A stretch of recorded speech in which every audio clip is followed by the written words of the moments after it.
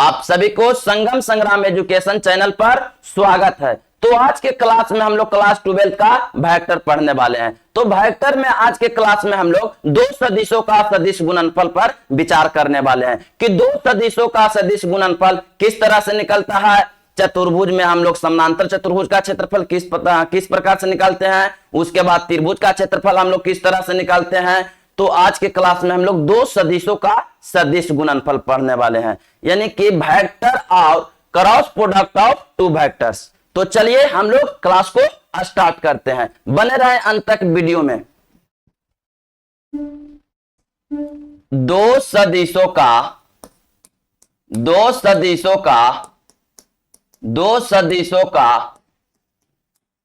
सदिश क्रॉस गुणनफल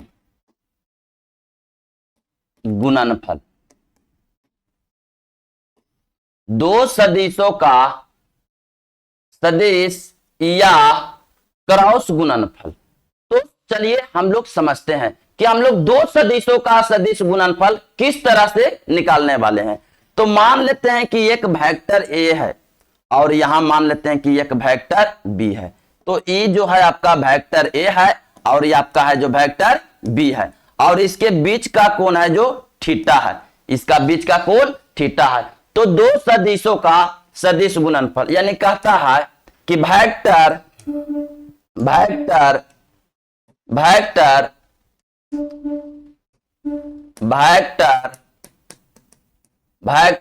और क्रॉस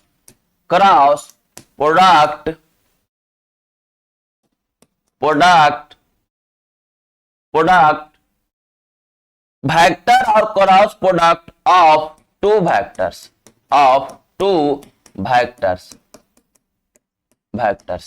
तो चलिए दो सदिशों का सदिश गुणनफल हम लोग किस तरह से निकालते हैं। तो मान लेते हैं कि एक वेक्टर ए है और एक वेक्टर बी है, जिसके बीच का कोण है जो थीटा है, जिसके बीच का कोण क्या है तो थीटा है। तो दो सदिशों का सदिश गुणनफल किस तरह से निकालते हैं, तो इसी चीज को हम लोग समझते हैं। कहता है कि दो शून्योत्तर असमानांतर सदिश वेक्टर ए तथा वेक्टर बी के क्रॉस प्रोडक्ट का मान उन दोनों वेक्टर के मापांक तथा बीच के कोण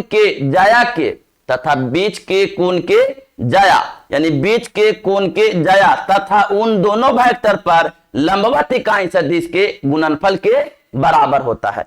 तो ये दोनों वेक्टर पर लंबवत इकाई सदिश यूनिट वेक्टर है जो दोनों वेक्टर पर लंब है, यानी वेक्टर ए पर भी लंब है और वेक्टर बी पर भी लंब है। वेक्टर ए और वेक्टर बी पर लंबवत इकाई सदिश है कि मान लेते हैं यहां है जो आपका है एन कैप। कौन कैप? N cap.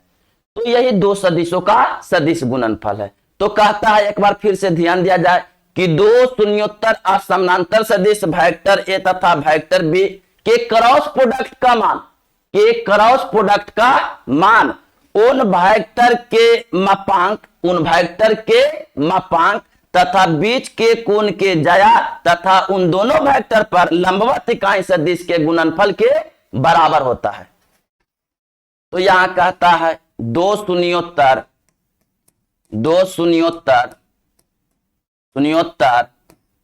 असमानांतर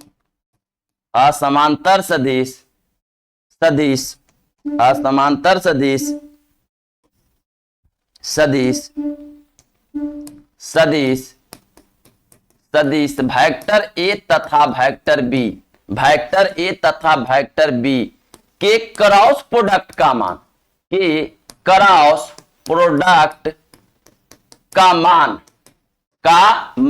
तो क्या कह रहा है कि दो शून्योत्तर असमानांतर सदिश वेक्टर ए तथा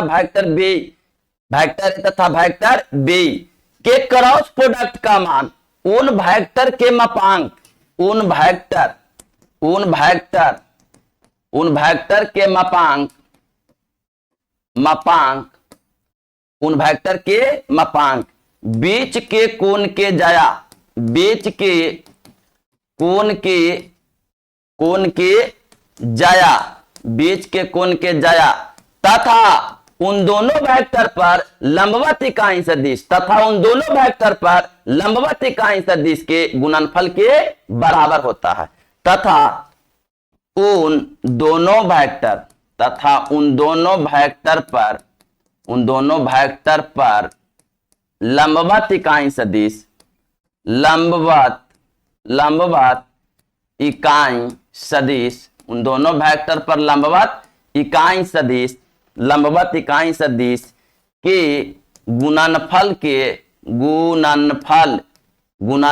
के बराबर होता है।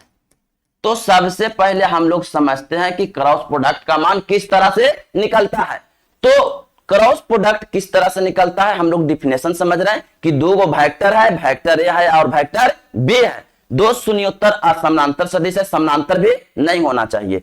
तो इन दोनों का क्रॉस प्रोडक्ट का मान है जो क्या होता है, तो उन वेक्टर के मापांक, क्रॉस प्रोडक्ट का मान कर रहा है उन वेक्टर के मापांक, तो वेक्टर ए और वेक्टर बी के मापांक देना है, उनके बीच के कोण के जाया, तो उनके बीच के कोण के जाया, जाया माने साइन, तो कोण का है थीटा है, तो हो जाएगा साइन थीटा। तो साइन थीटा यानी कि उन वेक्टर के मापांक कोण के जाया तो साइन थीटा तथा दोनों वेक्टर पर लंबवत इकाई सदिश, यानी जो एन कैप है ये वेक्टर ए पर भी लंब है या वेक्टर बी पर भी लंब है, लंबवत इकाई सदिश के गुणनफल के बराबर होता है। तो ये क्या चीज का मान निकाला, ए क्रॉस बी। ए क्रॉस बी क्या कह रहा है, ए क्रॉस बी कह रहा है कि यहां कह रहा है कि दो शून्योत्तर समानांतर सदिश वेक्टर ए तथा वेक्टर बी के क्रॉस प्रोडक्ट का मान उन वेक्टर के मापांक, तब मापांक ये दोनों के मापांक वेक्टर ए और वेक्टर बी के मापांक, उन वेक्टर के मापांक बीच के कोण के जाया तो साइन थीटा, बीच के कोण के जाया तथा उन दोनों वेक्टर पर लंबवत इकाई सदिश के गुणनफल के बराबर होता है। गुणनफल के क्या होता है, बराबर होता है क्रॉस प्रोडक्ट का मान। तो यहां देख लिए दो शून्योत्तर समानांतर सदिश वेक्टर ए तथा वेक्टर बी के क्रॉस प्रोडक्ट का मान उन वेक्टर के मापांक बीच के कोण के जाया तथा उन दोनों वेक्टर पर लंबवत इकाई सदिश के गुणनफल के बराबर होता है। तो यही आपका क्रॉस प्रोडक्ट का मान हो गया। तो दो सदिशों के सदिश गुणनफल को ए क्रॉस बी से भी हम लोग सूचित करते हैं। इसको सूचित किस तरह से, तो यहां आपको बताना है ए क्रॉस बी, तो यहां कहेंगे कि वेक्टर ए और वेक्टर बी के क्रॉस प्रोडक्ट है, इस तरह से हम लोग सूचित करते हैं। यानी दो सदिशों के सदिश गुणनफल को ए क्रॉस बी से सूचित करते हैं।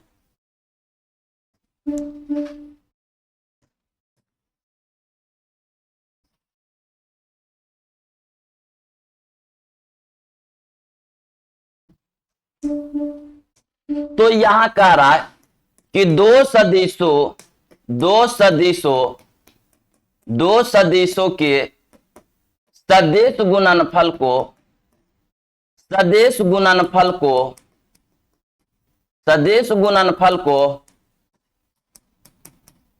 क्रॉस बी से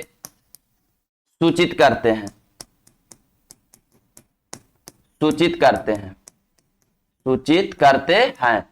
तो दो यहां देख रहा है कि दो सदिशों के सदिश गुणनफल को ए क्रॉस बी से सूचित करते हैं, यानी दो सदिशों का सदिश गुणनफल है उसे ए क्रॉस बी से क्या करते हैं, सूचित करते हैं। तो ए क्रॉस बी का फॉर्मूला क्या आ गया, आइए तो हम लोग देखते हैं कि ए क्रॉस बी का फॉर्मूला क्या आ गया। तो ए क्रॉस बी का जो फॉर्मूला आ गया यहां से आपको समझना है।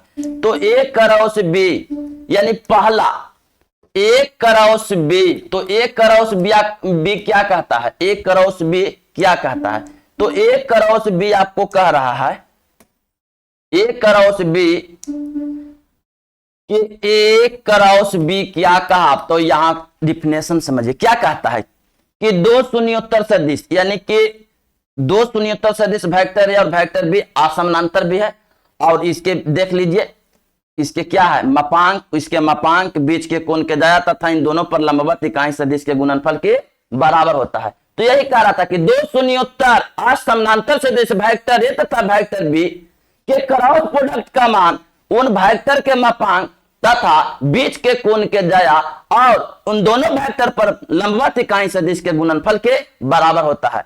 यानी क्रॉस प्रोडक्ट का मान है जो उन वेक्टर के मापांक, तो दोनों के मापांक दीजिए, बीच के कोण के ज्या तो माने कौन थीटा, माने कि यहां साइन थीटा हो जाएगा, साइन थीटा, और दोनों वेक्टर पर लंबवत इकाई सदिश एन कैप है जो गुणनफल के क्या हो रहा है, बराबर हो रहा है। यानी कि यहां से इस तरह से अब दोनों देने हम लोग क्या करते हैं, मापांक लगा दीजिए, एक क्रॉस बी का मापांक और इधर पूरा के मापांक, एकर मापांक और यहां से साइन थीटा एन कैप एकरो मापांक। तो एक क्रॉस बी का मैग्नीट्यूड क्या होने वाला है, तो इसका मैग्नीट्यूड दो बार मारिए तो वही मिलेगा, यही मिलेगा, साइन थीटा था साइन थीटा, और यहां देख रहे हैं कि जो एन कैप है यूनिट वेक्टर है तो उसका जो मापांक है वो 1 मिलने वाला है। अगर वेक्टर ए यूनिट वेक्टर है तो इसका मापांक 1, वेक्टर बी यूनिट वेक्टर है तो इसका मापांक 1, और एन कैप यूनिट वेक्टर है तो उसका भी मापांक 1 मिला। तो 1 यहां मिला तो 1 के लिखिए चाहे ना लिखिए, 1 में गुना ये वाली से तो यही वाली हो जाएगा। तो यहां से हम लोग दो चीज को देखें, यानी वेक्टर ए क्रॉस वेक्टर बी, तब वेक्टर ए का मैग्नीट्यूड वेक्टर बी का magnitude sine theta N cap, a cross b का जो मापांक देख रहे हैं, ए का मापांक बी का मापांक केवल ई कैंसिल हो गया, यानी कि यहां से बच गया साइन थीटा, और ए क्रॉस बी से जो मान निकलता है वो एक सदिश होता है। क्या होता है, एक सदिश होता है, लेकिन डाउट में अदिश मिला था, लेकिन यहां सदिश, तो दो सदिशों का सदिश गुणनफल एक सदिश होता है। तो यहां हम लोग कह रहे हैं, यहां हम लोग क्या कह रहे हैं, आइए, तो यहां हम लोग कह रहे हैं, अब हम लोग समझिए 1 2 3 ऐसे हम लोग चलते हैं। पहला सूत्र मिला ए क्रॉस बी, याद कर लीजिए, यही चलते हैं, बार बार लिख रहे हैं कि आपको फार्मूला याद हो जाए। तो पहला के मैग्नीट्यूड, दूसरा के मैग्नीट्यूड साइन थीटा इंटू में एन कैप, इसका मैग्नीट्यूड का भी फार्मूला हम लोग देखें, इसका मैग्नीट्यूड क्या देखें, तो ए का मैग्नीट्यूड बी का मैग्नीट्यूड साइन थीटा रह गया, लेकिन इसका मैग्नीट्यूड 1 हो गया तो उसको हम लोग छोड़ देते हैं, 1 में मल्टीप्लाई से तो यही मिलेगा।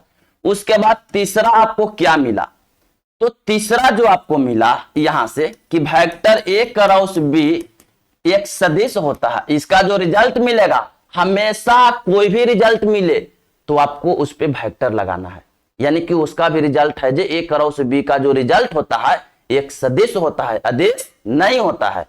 तो एक सदिश होता है, एक सदिश होता है, एक सदिश होता है।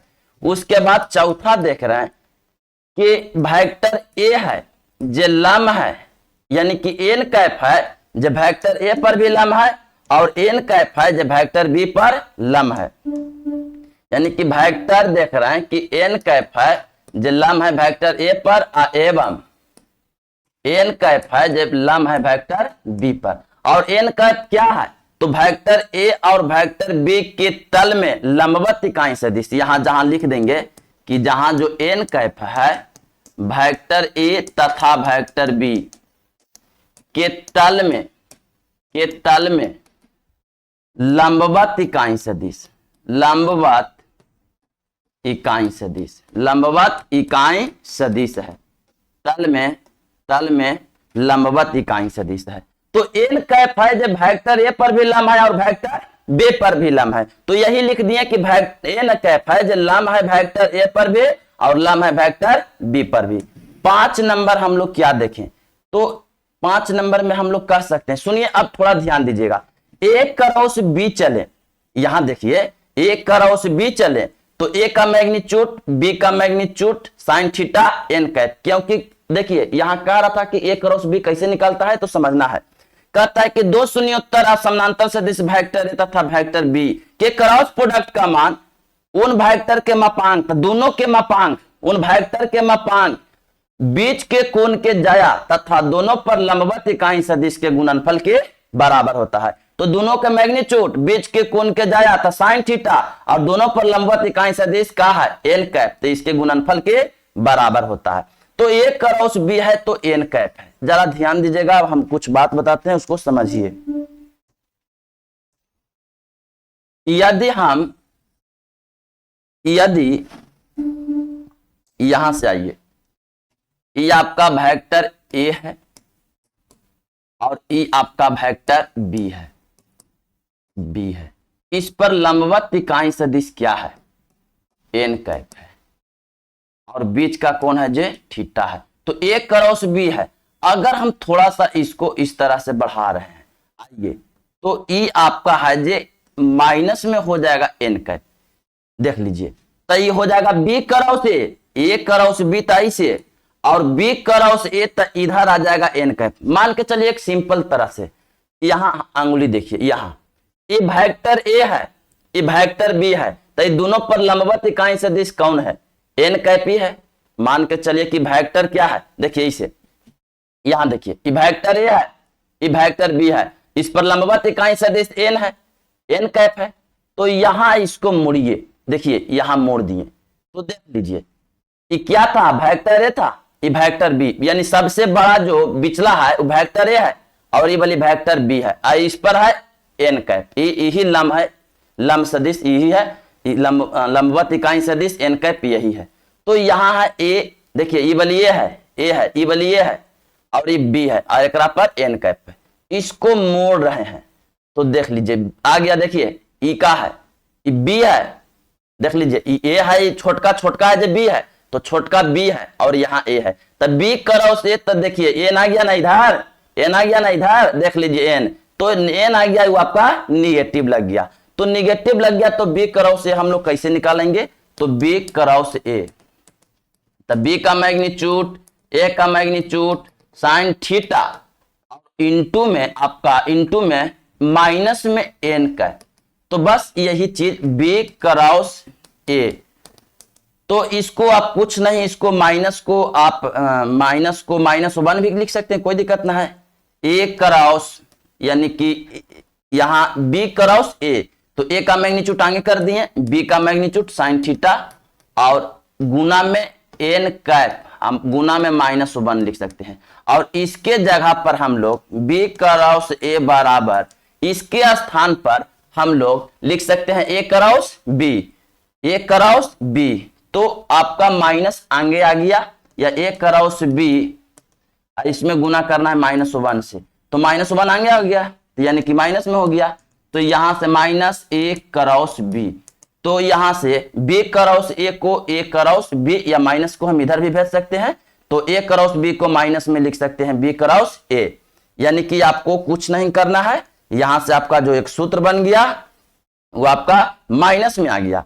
तो यानी कि यहां से आप इधर में भी भेज सकते हैं, माइनस यहां से हो गया, यानी ए क्रॉस बी का जो मान आ गया माइनस में बी क्रॉस ए आ गया।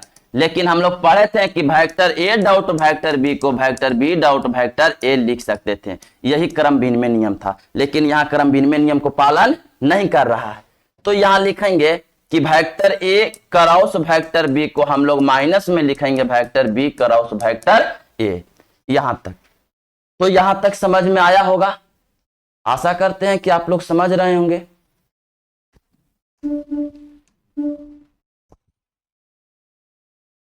अब हम लोग आगे की ओर समझते हैं। तो आगे की ओर क्या समझ रहे हैं? अगर मान के हम लोग चलिए कि एक छोटा सा बात, कि वेक्टर ए बराबर 0 वेक्टर एवं वेक्टर बी बराबर 0 वेक्टर हो, तो ए क्रॉस बी भी आपको क्या मिलेगा? ए क्रॉस बी भी मिलेगा 0 वेक्टर, लेकिन यहां थीटा अपरिभाषित हो जाएगा, जहां थीटा अपरिभाषित होगा, जहां थीटा बराबर अपरिभाषित होगा, तो थीटा अपरिभाषित हो जाएगा कि अब जब वेक्टर ए 0 है, वेक्टर बी 0 है, तो ए क्रॉस बी का मान 0, तो थीटा का हो जाएगा अपरिभाषित।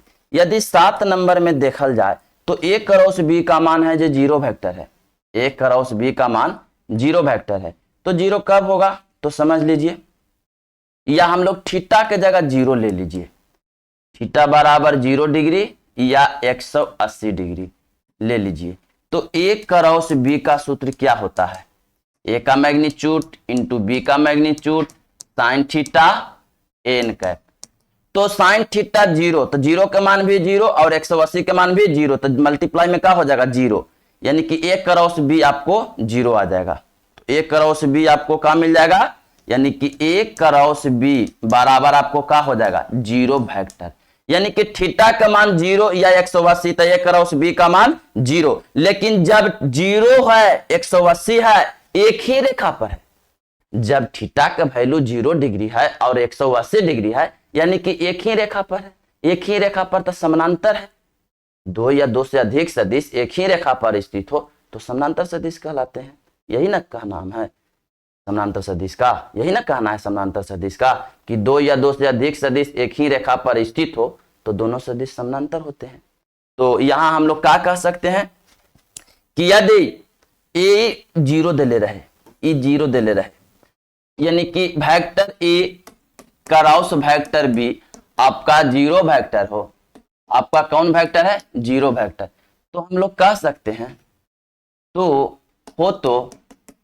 कह सकते हैं कि थीटा बराबर क्या होगा, या तो 0 डिग्री होगा या 180 डिग्री होगा, यानी कि इसका जो है रिजल्ट ए क्रॉस बी का मान है जो 0 है।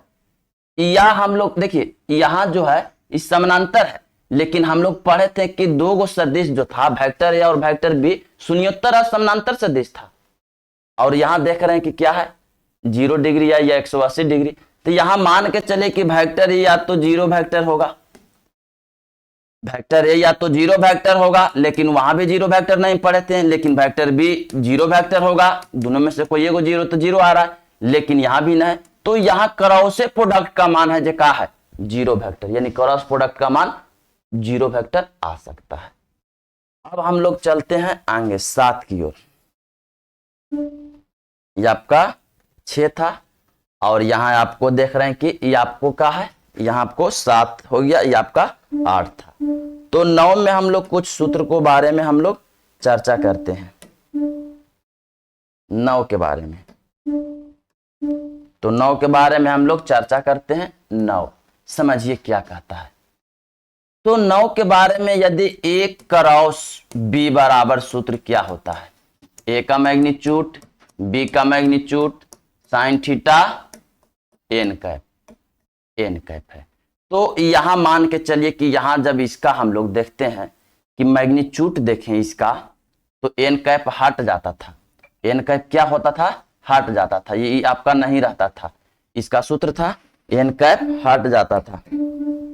तो यहां से हम लोग कह सकते हैं, यहां से हम लोग कह सकते हैं कि अगर हम यहां से साइन थीटा के वैल्यू निकालना चाहते हैं, यानी साइन थीटा तो गुना में ई वाली दोनों भागा में, यानी कि यहां से आ गया साइन थीटा के जो मान है ए क्रॉस बी का मैग्नीट्यूड अब बाटा में ए का मैग्नीट्यूड इंटू बी का मैग्नीट्यूड, ये आपका साइन थीटा का फॉर्मूला हो गया। अगर मान के चलिए कि अगर थीटा के वैल्यू 90 हो गया, थीटा बराबर के डिग्री 90 डिग्री, तो चलिए 90 डिग्री अगर हम लोग थीटा लेते हैं तो क्या होने वाला है, तो ए क्रॉस बी ए का मैग्नीट्यूड बी का magnitude sine theta N cap, तो थीटा के वैल्यू हम लोग 90 डिग्री ले रहे हैं, तो साइन 90 के वैल्यू 1, यानी कि ए क्रॉस बी बराबर आपको क्या मिल जाएगा, तो ए का मैग्नीट्यूड बी का मैग्नीट्यूड इसका वैल्यू 1, तो यहां से बच जाएगा एन कैप। तो यहां से अब देखिए 11 नंबर हम लोग चाहें तो इसको निकाल सकते हैं कि यहां से थीटा 90 है तो यहां 10 है, कोई 11 नहीं है 10 है, तो यहां से हम लोग क्या कर सकते हैं, तो यहां से हम लोग ए क्रॉस बी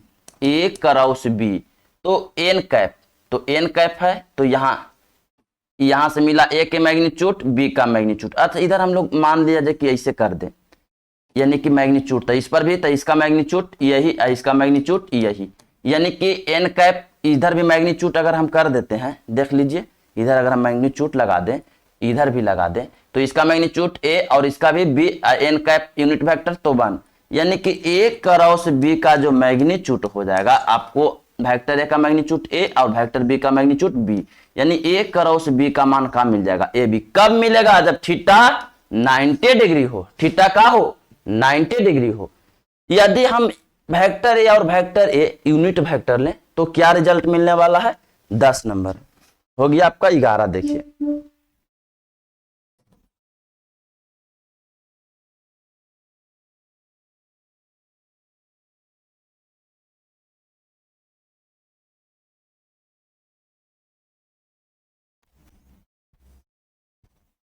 तो हम लोग क्या जानते हैं? हम लोग फॉर्मूला जानते हैं ए क्रॉस बी।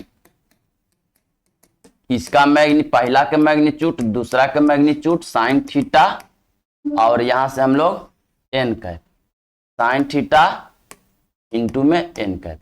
तो यहां से अगर हम इसका यूनिट वेक्टर ले लें, यदि 11 नंबर वेक्टर ए तथा वेक्टर बी इकाई सदिश हो, इकाई सदिश हो तो उसका मैग्नीट्यूड 1 हो जाएगा। इकाई सदिश हो तो इकाई सदिश हो तो इसका भी मैग्नीट्यूड 1, इसका भी मैग्नीट्यूड 1, ये बच जाएगा साइन थीटा, यहां से एन कैप। ये आपका फार्मूला हो गया। 12 नंबर में इसका मैग्नीट्यूड निकाल दें तो क्या मिल जाएगा? तो यहां से इसका मैग्नीट्यूड 1 साइन थीटा का साइन थीटा, यानी यहां समझ लीजिए वेक्टर ए और वेक्टर बी आपका क्या है? क्या है? इकाई सदिश है। इकाई सदिश है तो ए क्रॉस बी का मान साइन थीटा एन कैप, और इसका मैग्नीट्यूड हम लोग देख रहे हैं तो मिल रहा है साइन थीटा, केवल साइन थीटा, यानी वेक्टर ए और वेक्टर बी का मैग्नीट्यूड है जो केवल मिल रहा है साइन थीटा, केवल साइन थीटा मिल रहा है। तो आइए अगर हम कहें कि वेक्टर ए के बारे में आप क्या कहिएगा, डॉट वेक्टर क्रॉस वेक्टर ए के बारे में आप क्या कहिएगा? तो यहां से भी फार्मूला ए का मैग्नीट्यूड साइन थीटा, लेकिन थीटा एक है, वेक्टर ए और वेक्टर ए तो साइन थीटा तो 0 डिग्री एन का। तो 0 में यदि आप करते हैं, ध्यान दीजिएगा, 0 साइन 0 का मान 0, तो 0 में बोलिए पूरा मल्टीप्लाई 0, यानी ए क्रॉस ए बराबर आपको क्या मिलेगा? यानी कि कैसा? 0 वेक्टर। यहां से बी क्रॉस बी क्या मिलेगा? आपका 0 वेक्टर। यहां से आई क्रॉस आई तो आपको 0 वेक्टर। यहां से जे क्रॉस जे तो यहां से तो जे क्रॉस जे आपको 0 वेक्टर। यहां से के क्रॉस के तो आपको क्या मिलेगा? 0 वेक्टर। यहां हम लोग कैप भी लगा सकते हैं, कैप भी लगा सकते हैं, कोई दिक्कत ना है। यानी कि यहां से हम लोग कैप भी लगा सकते हैं, यानी कि आई कैप क्रॉस आई तो आपको 0 वेक्टर, यानी कैप आई, यानी आई कैप क्रॉस आई कैप तो 0 वेक्टर। जे कैप क्रॉस जे कैप तो यहां आपको 0 वेक्टर। के कैप क्रॉस के कैप तो यहां आपको 0 वेक्टर। क्यों 0 वेक्टर देख रहे हैं कि आई जो है 0 डिग्री बना रहा है, तो साइन 0 डिग्री का मान होता है 0, लेकिन 0 वेक्टर क्यों दे रहा है? तो क्रॉस प्रोडक्ट है, दो सदिशों का सदिश गुणनफल, एक सदिश मिलता है तो 0 मिल रहा है तो 0 वेक्टर मिलेगा। अब यहां से देखिए आपको क्या मिलने वाला है, तो यहां से आ जाइए एक्स अक्ष, वाई अक्ष, जेड अक्ष। तो यहां आपका आई कैप है, यहां आपको जे कैप है, यहां आपको के कैप है। तो आई क्रॉस जे क्या होगा? तो ध्यान दीजिए यहां क्या होगा। तो यहां से इसका फॉर्मूला आई का मैग्नीट्यूड, यानी कि आई कैप का मैग्नीट्यूड, जे कैप का मैग्नीट्यूड साइन थीटा।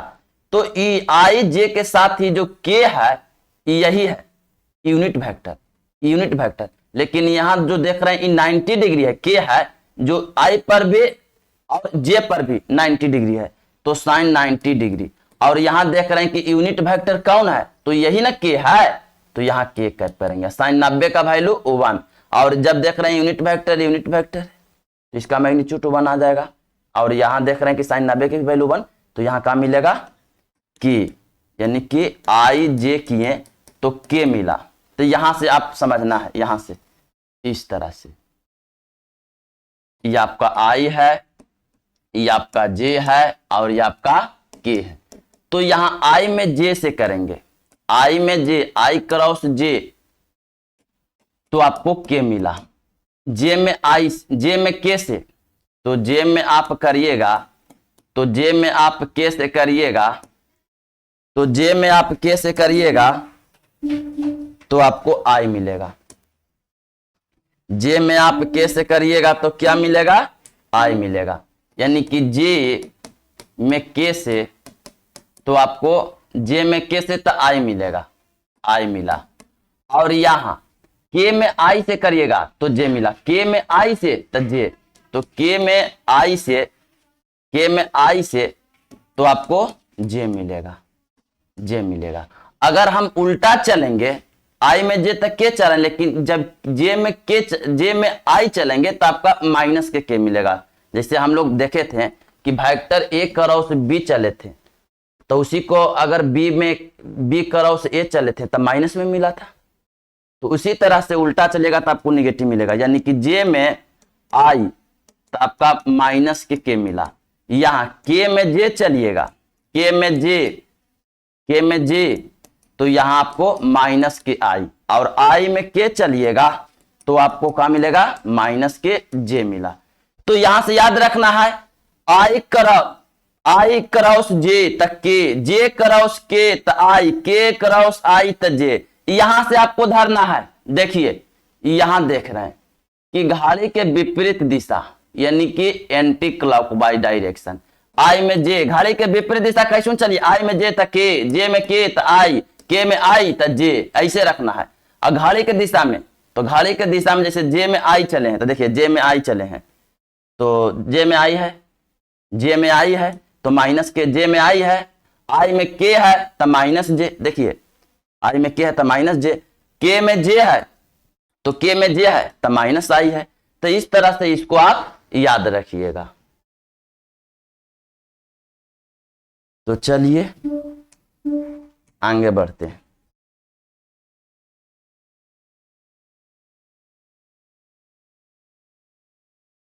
अब हम लोग कुछ ज्यामितीय अर्थ समझते हैं। तो सदिशों का, दो सदिशों का सदिश गुणनफल का ज्यामितीय अर्थ। तो ज्यामितीय अर्थ क्या होता है समझिए। ज्यामितीय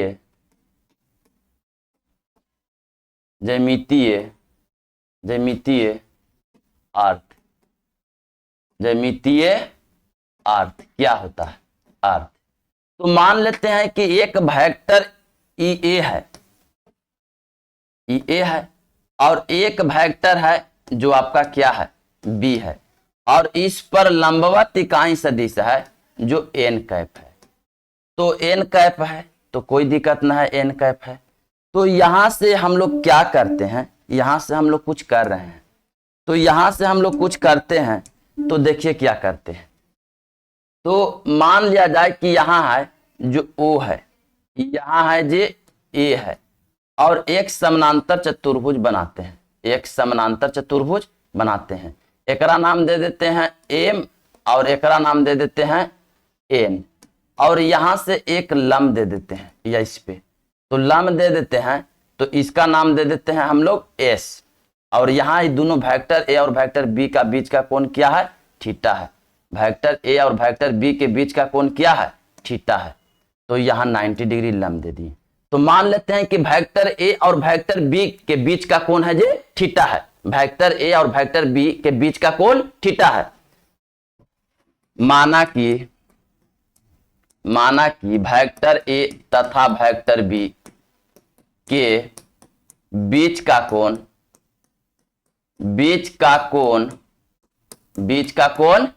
थीटा है। बीच का कोण क्या है?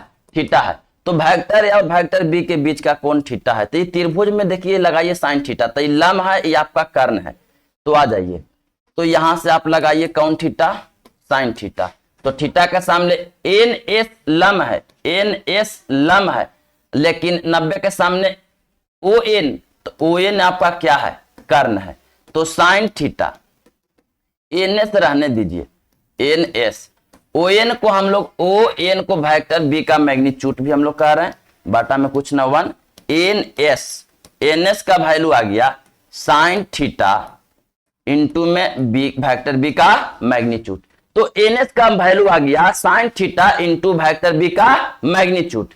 यहां लगा दिए साइन थीटा तो लम है एन एस, कर्ण 90 के सामने यह है जो ओ एन कर्ण है, तो यहां हम लोग लगा दिए लम बटा कर्ण यानी कि एन एस बटा ओ एन, ये आपका हो गया। तो यहां समझिए एक बात बताते हैं, चूंकि हम लोग जानते हैं कि वेक्टर ए क्रॉस वेक्टर बी, तो वेक्टर ए का मैग्नीट्यूड वेक्टर बी का मैग्नीट्यूड साइन थीटा और इंटू में एन कैप। तो ए क्रॉस बी, अब चूंकि हम लोग वेक्टर ए के मैग्नीट्यूड को ओ ए भी कह रहे हैं, ओ ए बराबर है जब वेक्टर ए का मैग्नीट्यूड है ओ से ए है तो वेक्टर ए है, तो इसका मैग्नीट्यूड है तो ओ ए, तो वेक्टर ए के मान हमने ओ ए कह रहे हैं, ओ ए इंटू वेक्टर बी का मैग्नीट्यूड इंटू साइन थीटा ना करके हम लोग एन एस भी कह रहे हैं, एन एस यानी एन एस और यहां एन कैप। तो देख लीजिए ओ ए क्या है, तो ओ ए क्या है जेकरा पर लम गिरे वो आधार हो जाता है। देख लीजिए ओ ए आपका आधार है और एन एस है जो आपका क्या है ऊंचाई है। तो समानांतर चतुर्भुज के क्षेत्रफल के फार्मूला होता है आधार गुने ऊंचाई। तो देख लीजिए आपका आधार क्या है ओ ए है, ऊंचाई क्या है एन एस है, तो यहां हम लोग लिख सकते हैं समानांतर चतुर्भुज ओ ए एम एन का क्षेत्रफल। तो वेक्टर ए क्रॉस वेक्टर बी बराबर हम लोग लिख सकते हैं समानांतर चतुर्भुज ओ ए एम एन का कौची क्षेत्रफल और इंटू में गुना हम लोग क्या करेंगे एन कैप। अब दोनों तरफ हम लोग मैग्नीट्यूड लगाते हैं, तो दोनों तरफ हम लोग मैग्नीट्यूड लगाइए तो मिलेगा यहाँ वेक्टर ए क्रॉस वेक्टर बी का मैग्नीट्यूड। और देख लीजिए समानांतर चतुर्भुज के क्षेत्रफल के मैग्नीट्यूड तो क्या मिलेगा, समानांतर चतुर्भुज का क्षेत्रफल मिलेगा और एन कैप पे ही मैग्नीट्यूड होगा। तो समानांतर चतुर्भुज का नाम क्या है ओ ए एम एन का क्षेत्रफल और एन कैप के मैग्नीट्यूड। तो यूनिट वेक्टर है तो 1 रिजल्ट मिल जाएगा और इसका 1 में ई बली से गुना तो यही बली मिल जाएगा। यानी कि जब समानांतर चतुर्भुज का आपको क्षेत्रफल निकालना है तो देखेंगे कि आसन्न भुजा कौन कौन है, तो वेक्टर ए है वेक्टर बी है, ये दोनों के पहले आपको क्रॉस निकालना है, क्रॉस का मैग्नीट्यूड निकालना है। यानी कि समानांतर चतुर्भुज ओ ए एम एन का क्षेत्रफल क्या मिला, तो ए क्रॉस वेक्टर बी का मैग्नीट्यूड, यही आपका रिजल्ट मिल गया। तो जब भी आपको समानांतर चतुर्भुज का क्षेत्रफल निकालना है तो वहां पर हम लोग क्या देखेंगे, तो आसन्न भुजा का हम लोग क्रॉस प्रोडक्ट निकालेंगे और क्रॉस प्रोडक्ट का मैग्नीट्यूड निकालेंगे। तो जो मैग्नीट्यूड से आंसर आएगा वही समानांतर चतुर्भुज का क्षेत्रफल हो जाएगा।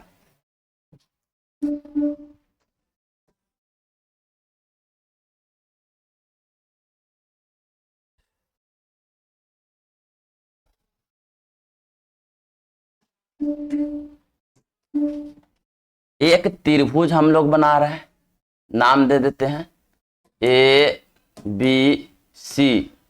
तो यहां मान लेते हैं कि वेक्टर ए है या यहां मान लेते हैं कि वेक्टर बी है और बीच का कोण है जो थीटा।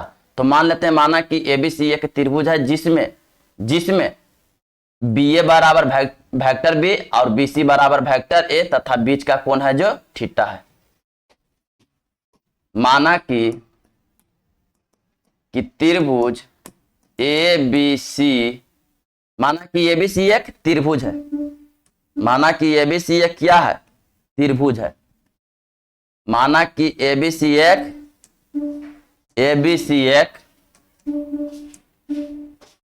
माना कि ए बी सी एक क्या है त्रिभुज है, ए बी सी एक त्रिभुज है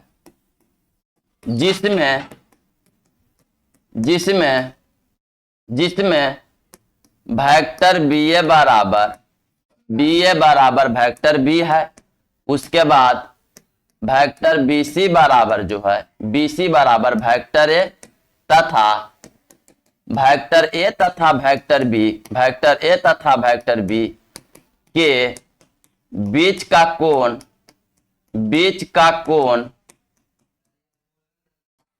थीटा है, बीच का कोण क्या है, थीटा है। तो यहां एक हम लोग लंब दे दीजिए, रचना कर दीजिए लंब डी, तो डी नाम दे दिए, यहां 90 है, तो यहां लगा दीजिए साइन थीटा। तो साइन थीटा लगाइएगा तो साइन थीटा का होगा, तो थीटा के सामने एडी लंब है और ये आपका क्या है 90 के सामने ए बी आपको क्या है कर्ण है, तो ए बी लिख दीजिए और साइन थीटा, तो यहां से ए डी, तो ए डी है लिख दीजिए और ए बी का मान क्या है, वेक्टर बी का मैग्नीट्यूड, ए बी का मान ही है और ए डी यहां देख लीजिए एडी में 1 से गुना तो ए डी हो गया, तो वेक्टर बी का मैग्नीट्यूड इंटू में कौन थीटा, साइन थीटा। और यहां जो देख रहे हैं कि त्रिभुज ए बी सी का क्षेत्रफल, तो त्रिभुज ए बी सी का क्षेत्रफल के फार्मूला 1/2 आधार गुने ऊंचाई, तो जकरा पर लंब गिरे तो बीसी पर लंब गिरा है, तो जकरा पर लंब गिरे वही आधार, और जो लंब गिरे जो हो जाता है ऊंचाई, तो लंब गिर गया एडी हो गया ऊंचाई 1/2 बीसी। तो बीसी को हम लोग क्या कर रहे हैं, वेक्टर ए का मैग्नीट्यूड कह रहे हैं, बीसी को देखिए बीसी का क्या मान है, तो वेक्टर ए का मैग्नीट्यूड है, बीसी वेक्टर का मान है, जो देख लीजिए वेक्टर ए है, लेकिन जब बीसी वेक्टर का मैग्नीट्यूड कहिएगा तो ए के मान के बराबर होगा, यानी ए के मैग्नीट्यूड के बराबर होगा, यही ना, बीसी का मैग्नीट्यूड कहिए वेक्टर ए के मैग्नीट्यूड कहिए।